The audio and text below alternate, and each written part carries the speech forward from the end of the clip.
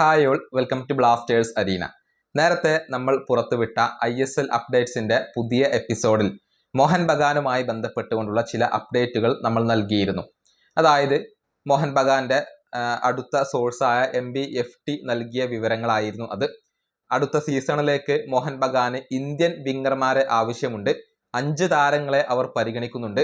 മലയാളി താരമായ സനാനയൊക്കെ മോഹൻ ബഗാൻ ഇപ്പോൾ സീരിയസ് ആയിക്കൊണ്ട് പരിഗണിക്കുന്നു എന്നായിരുന്നു MBFT റിപ്പോർട്ട് ചെയ്തിരുന്നത്. മാത്രമല്ല മറ്റൊരു കാര്യം കൂടി അവരിപ്പോൾ റിപ്പോർട്ട് ചെയ്തിട്ടുണ്ട്. അതായത് കേരള ബ്ലാസ്റ്റേഴ്സിന്റെ യുവ സൂപ്പർ താരമായ കോറു സിംഗിനെ സ്വന്തമാക്കാൻ ഇപ്പോൾ മോഹൻ ബഗാന് താല്പര്യമുണ്ട്.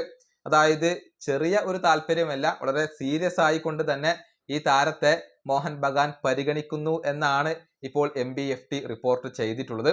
കേരള ബ്ലാസ്റ്റേഴ്സുമായി അദ്ദേഹത്തിന് 2027 വരെ കരാർ അവശേഷിക്കുന്നുണ്ട്.